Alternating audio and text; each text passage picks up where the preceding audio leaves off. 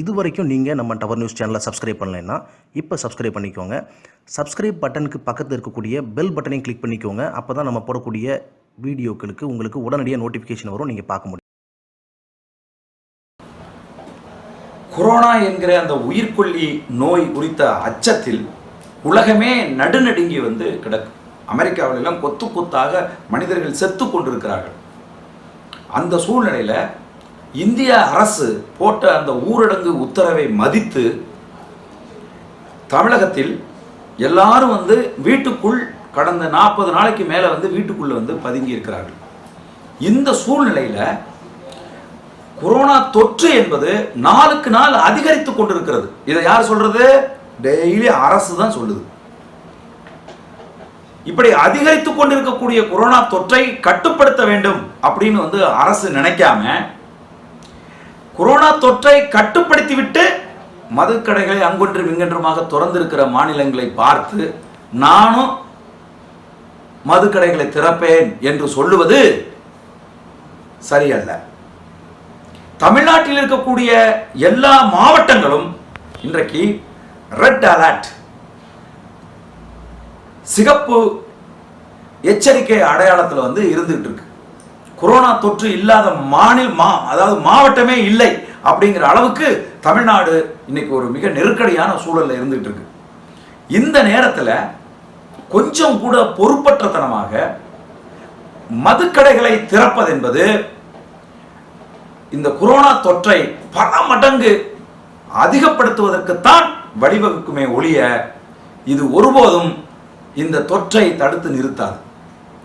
கொரோனாவை மலர் தூவி வரவேற்பதும் ஒன்றுதான், மதுக்கடைகளை திறந்து வைப்பதும் ஒன்றுதான். இந்த அரசுக்கு மக்கள் மீது கொஞ்சமேனும் அக்கறை இருந்திருந்தால் இந்த வேலையை இந்த அரசு செய்யாது.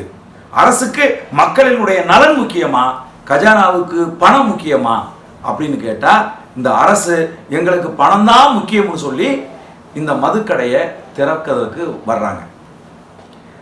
பணம் வேணும் அப்படின்னு கேட்டா அவங்க என்ன செஞ்சிருக்கணும்? மத்திய அரசு கிட்ட இருந்து வர வேண்டிய ஜிஎஸ்டி வரிய எங்களுக்கு மொத்தத்தையும் கொடு. நீங்க சொல்றீங்களே 12,000 கோடி பாக்கி இருக்கு, 15,000 கோடி பாக்கி இருக்குங்கிறீங்களே, அந்த வரியை கேட்டு வாங்க வேண்டியதானே? அதற்கான அழுத்தத்தை கொடுக்க வேண்டியதானே? கொரோனா நிவாரண நிதிக்கு நாங்க 9,000 கோடி கேட்டோம், எங்களுக்கு 510 கோடி தான் கொடுத்தாங்கன்னு சொல்றீங்களே, இன்னும் எங்களுக்கு இந்த 9,000 கோடியில மீதி பணத்தை கொடுறான்னு சொல்லி அழுத்தம் ஏன் கொடுக்கல? அந்த வேலையை விட்டுட்டு எங்களுக்கு தமிழக கஜானாவில் பணம் இல்லை, நாங்கள் மக்கள்கிட்ட இருந்து பணம் வாங்க போகிறோம், எங்கள் சாராய கடையை திறந்து வைக்கிறேன் அப்படின்னு சொல்கிறது அது ஒரு திறமையற்ற ஒரு அரசு, நிர்வாக திறமை இல்லை இந்த அரசுக்கு என்பது வெளிப்படையாக புரிகிறது. சசி பெருமாள்னு ஒருத்தர் வயசானவர் தான் வாழ்நாள் முழுசும் இந்த மதுக்கடைக்கு எதிராக போராடி இந்த டவர் மேலே ஏறி இருந்தால நீங்க எல்லாம் திட்டம் போட்டு எல்லாம் சேர்ந்து கொண்டீங்க. அந்த ஆளு செத்து ஒளிஞ்சார். இப்போ ஒரு தங்கை வழக்கறிஞர் நந்தினி மதுரையில் இதையே தன் வாழ்க்கை குறிக்கோளாக கொண்டு இந்த மது கடைகளை மூடு அப்படின்னு சொல்லி ஒவ்வொரு நாளும் அந்த பெண் தனி ஒருத்தியா அவ குடும்பத்தோடு போராடிக்கிட்டே இருக்கிற அந்த மதுக்கடையை மூடுன்னு நான் கேட்கிறேன்.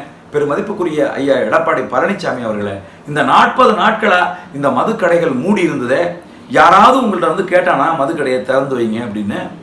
எங்கேயாவது போராட்டம் நடத்தினார்களா? எத்தனை பேர் இணையதளங்கள்ல நான் குடியை நிறுத்த முடியாது என்று நினைத்திருந்தேன், இந்த மதுக்கடை மூடுனதுனால நான் 1 மாசமா நான் குடியை நிறுத்தி இருக்கிறேன், இப்ப நான் ரொம்ப மகிழ்ச்சியா இருக்கிறேன், தெம்பா இருக்கிறேன் அப்படின்னு சொல்லி எத்தனை பேர் பதிவு போட்டாங்கன்னு உங்களுக்கு தெரியுமா? எத்தனை குடும்பங்கள் இப்ப இந்த மதுக்கடையை திரும்ப திறப்பதால் சீரழிய போகுது அப்படிங்கிறது உங்களுக்கு தெரியுமா? சோறு இல்லையா? கிட்டத்தட்ட 40 நாளா யாரும் வேலைக்கு போல, சாப்பாடு இல்லாம பிள்ளைகளுக்கு சோறு கொடுக்க முடியாம எல்லாம் கதறி அழுதுட்டு இருக்காங்க.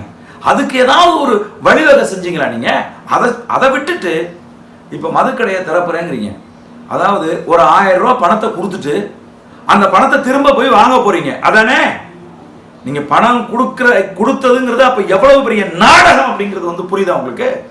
நாடகம் ஆடி மக்களுக்கு நல்லது செய்வது போல எளிய மக்களுக்கு 1000 ரூபாய் பணத்தை கொடுத்துட்டு இந்த பக்கம் சாராய கடையை திறந்து வச்சு அவன் அந்த காசெல்லாம் கொண்டாந்து திரும்ப சாராய கடையில் கொடுத்துருவான். இதுதான் நடக்கும். நீங்க நல்லா யோசிச்சு பாருங்க. ஆனா உங்க மேல தப்பு இல்லையா ஐயா எடப்பாடி பழனிசாமி அவர்களே, உங்க மேல தப்பு இல்லை, இந்த நாட்டு மக்கள் மேல தப்பு இருக்கு. முதல்னு தமிழ்நாட்டில் சாராய கடையை கொண்டு வந்தது ஐயா மதிப்புக்குரிய கலைஞர் அவர்கள். அப்போ அன்றைக்கு அரசியலில் இருந்த ராஜாஜி அவர்கள் எவ்வளவோ போய் கலைஞர் கருணாநிதி அவர்களை கெஞ்சினர். வேண்டாமையா, சாராய கடையை கொண்டு வராதையா, இது மக்களுக்கு கெடுதி, தமிழகம் அழிந்து விடும் அப்படின்னு எவ்வளவோ கெஞ்சினர். கேட்கல. ஐயா கலைஞர் அவர்கள் சாராய கடையை கொண்டு வந்தாங்க.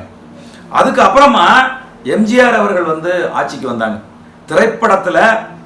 ஒரு திரைப்படத்தில் கூட சாராயம் குடிச்சதில்லை. அவரு சாராயம் குடிப்பவர்களை அடித்து திருத்துவாரு. சாராயம் குடிக்கிறது கெடுதின்னு படம் பூரா சொல்லுவாரு. ஆனா அவர் ஆட்சிக்கு வந்தபோது திரும்ப சாராய கடையை அவர் கொண்டு வந்தார். அதை மூடல. சாராயம் கெட்டது, நீங்கெல்லாம் சாராயம் குடிக்க கூடாது அப்படின்னு அவர் சொல்லல. சாராய கடைகள் தேவை, ஏனென்றால் அரசுக்கு பணம் தேவை அப்படின்னு எம்ஜிஆர் அவர்கள் முடிவு பண்ணாங்க. அதுக்கப்புறமா அம்மையார் ஜெயலலிதா அவர்கள் வந்தாங்க. இது வரைக்கும் அரசாங்கத்துல இருந்து டெண்டர் விட்டு பிரைவேட்ல நடத்திட்டு இருந்தாங்க, தனி மனிதர்கள் நடத்திட்டு இருந்தாங்க சாராய கடையை. அம்மா ஜெயலலிதா அவர்கள் வந்த உடனே அதையும் அரசாங்கம் எடுத்து நடத்துறேன்னுச்சு. எவ்வளவு பெரிய ஒரு அவமானகரமான செயல். அரசாங்கம் எடுத்து நடத்தினதும் ஊர்ல கள்ளச்சாராயம் காய்ச்சிக்கிட்டு இருந்தான்ல, அவன் எல்லாம் குற்றவாளின்னு சொன்னீங்க இல்லையா, அந்த வேலையை நாங்க செய்யறோம்னு திமுகவும் அதிமுகவும் அந்த வேலையை இவர்களே செய்தார்கள். இன்னைக்கு டாஸ்மார்க்கு வருகிற சரக்கு இருக்கு பாருங்க, அந்த சரக்கெல்லாம் உற்பத்தி பண்றது, அந்த சாராயத்தெல்லாம் காய்ச்சறது யாரு? திமுகவும் அதிமுகவும் காய்ச்சுது. இதுதான் உண்மை. இப்ப எதுக்காக சாராய கடையை திறந்து வைக்கணும்னு சொல்றாங்க? மக்களுக்கு சாராயம் குடிக்க அப்படியே யாரும் போராடல, யாரும் உண்மையை சொல்லணும்னா யாரும் விரும்பல. ஆனா அந்த சாராய கடை ஆலையை வச்சிருக்கக்கூடிய நிறுவனர்கள் இருக்காங்க பாருங்க, திமுக காரர்களும் அதிமுக காரர்களும், அவங்களுக்கு சரக்கு தள்ளி நிக்குது. அவங்களுக்கு உற்பத்தி பண்ணணும்.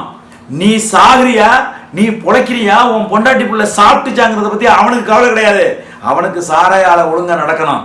அதனாலதான் இன்னைக்கு அந்த சாராய கடையை திறக்க நிர்பந்திச்சு கூட்டு களவாணிகள் ரெண்டு பேரும் என்னைக்கு டாஸ்மார்க் கடை வந்துச்சோ அன்னைக்கு ஏடிஎம்கையும் டிஎம்கையும் கூட்டு களவாணிகளா மாறிட்டாங்க. இவங்க ஆட்சிக்கு வந்தாலும் சரி, அவங்க ஆட்சிக்கு வந்தாலும் சரி, சாராய கடை மட்டும் எந்த பிரச்சனையும் இல்லாம நடக்கும். ஏடிஎம்கே ஆட்சிக்கு வந்தாலும் டிஎம்கையினுடைய ஆலைகளில் இருந்து சாராயம் வரும், டிஎம்கே ஆட்சிக்கு வந்தாலும் ஏடிஎம்கேல இருந்து சாராய ஆலைகள் இருந்து சாராயம் வரும்.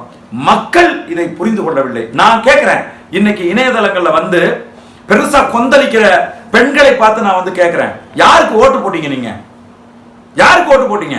கலைஞர் கருணாநிதி சாராய கடையை திறந்தாரு, எதிர்த்து யாராவது ஓட்டு போட்டீங்களா? அதுக்கப்புறம் எம்ஜிஆர் அவர்கள் அந்த சாராய கடையை மூடல, அவருக்கு எதிராக ஓட்டு போட்டீங்களா?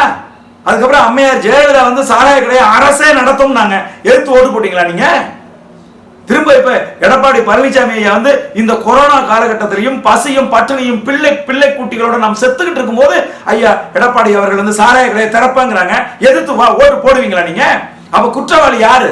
மாத்தி என்னதான் உங்க சாராய கடையை திறந்தாலும், மதுக்கடைகளை திறந்தாலும், உங்க குடும்பம் அழிஞ்சாலும், கருத்து குட்டிச்சாவர போனாலும், கடைசி நிமிஷத்துல தேர்தல்ல கொடுக்கிற 2000க்கும் 1000க்கும் 200க்கும் 500க்கும் ஓட்டு போட்டது யாரு? அப்ப இந்த குற்றத்தை செய்தது யாரு? அப்ப இவர்களுக்கு ஓட்டு போடலாமா? யோசிச்சு பாருங்க. ஆக இந்த குற்றவாளிகள் யார் சிந்திக்காமல் வாக்களிக்கிறீங்களோ அவங்க தான் குற்றவாளிகள். எங்க அண்ணன் செந்தமிழன் சீமான் அவர்கள் நாம் தமிழர் கட்சி சொல்லுது, நாங்கள் வந்தால் இந்த மதுக்கடைகளை நிரந்தரமாக மூடுவோம் அப்படின்னு சொல்லுது. எத்தனை பெண்கள் நீங்க ஆதரிக்கிறீங்க? இந்த மதுவால் என் குடும்பம் கெட்டு குட்டிச்சரா போச்சு, இந்த மதுவால் என் பிள்ளைகளுடைய வாழ்க்கை போச்சு, இந்த மதுவால் என்னுடைய மகிழ்ச்சிகரமான வாழ்க்கையை என் கணவன் கொடுக்கல, ஆகவே இந்த மதுக்கடையை இழுத்து மூடுறதுக்கு எவன் முன் வர்றானோ அவனுக்கு தான் நான் வாக்களிப்பேன்னு சொல்லி யாராவது அந்த மாதிரி நீங்க வாக்களிக்கிறீங்களா? இன்னைக்கு பெண்கள் எல்லாம் கொந்தளிக்கிறீங்களா? சிந்திச்சு பாருங்கள் என் அன்பான தமிழ் உறவுகளே, என்னுடைய தாய்மார்களை யோசிச்சு பாருங்க. வாக்களிப்பதற்கு முன்பு காசு வாங்கிக்கிட்டு யாரு உங்களுக்கு கெடுதி செய்கிறானோ அவனுக்கு வாக்களிப்பதை உடனடியாக தடுத்து நிறுத்துங்கள். இதுல குற்றவாளி எடப்பாடி பழனிசாமி ஐயா இல்ல. ஓட்டு போட்டு அதிமுகவை தேர்ந்தெடுத்த நம்ம தான் குற்றவாளிங்கிறத நீங்க உணருங்க. இந்த முறை இந்த சாராயம் காய்ச்சுகிற நிறுவனங்களை வைத்து ஆலைகளை வைத்து நடத்துகிற அதிமுகவுக்கும் திமுகவுக்கும் இனிமே ஓட்டு போடாதீங்க. அப்படி நீங்க போடாமல் இருந்தால் மட்டும்தான் தமிழகத்துல சாராய கடைகள் இழுத்து மூடப்படும். நன்றி.